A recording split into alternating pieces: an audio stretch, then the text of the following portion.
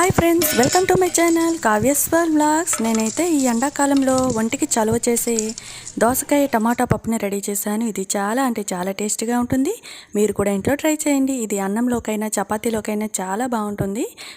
అలాగే దీనికోసం మార్కెట్ నుంచి దోసకాయని తీసుకొచ్చి నీట్గా క్లీన్ చేసుకొని చిన్న చిన్న ముక్కలుగా కట్ చేసుకొని పక్కన పెట్టేసుకోవాలి. అలాగే కుక్కర్లో 1 కప్పు కందిపప్పుని తీసుకొని దోరగా ఫ్రై చేసుకోవాలన్నమాట. ఆయిల్ వేసి అది ఫ్రై అయినాక దానిలో వాటర్ వేసి క్లీన్ చేసుకోవాలి. ఆ పప్పును కడుక్కోవాలి, ఎందుకంటే బయట దుమ్ము ధూళి బ్యాక్టీరియా అన్నీ ఉంటాయి కాబట్టి. క్లీన్ చేసుకున్న తర్వాత ఇలా కట్ చేసుకున్న దోసకాయ ముక్కలు అలాగే టమాటా పచ్చిమిర్చి కూడా వేసుకున్నాను.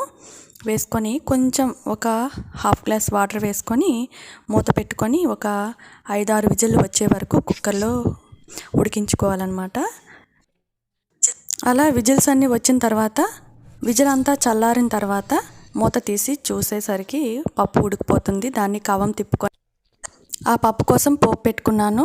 చిన్న పాత్రలో ఆయిల్ని 2 స్పూన్లు తీసుకొని దానిలో వేడెక్కాక ఎండుమిర్చి, ఆవాలు, జీలకర్ర, వెల్లుల్లి అలాగే కరివేపాకు బాగా ఫ్రై చేసుకోవాలి. గోల్డెన్ ఫ్రై అయ్యే వరకు చేసుకున్న తర్వాత ఆ తాలింపులోనే పసుపు ఒక స్పూను, ఇంకా కారం స్పూన్నర వేసుకున్నాను అనమాట. బాగా మిక్స్ చేసుకొని ఈ ఉడికిన పప్పులో ఈ తాలింపు మొత్తాన్ని వేసుకొని పైన కింద బాగా కలుపుకోవాలన్నమాట. అంతేనండి, టేస్టీ అయిన పప్పు రెడీ అయిపోయింది.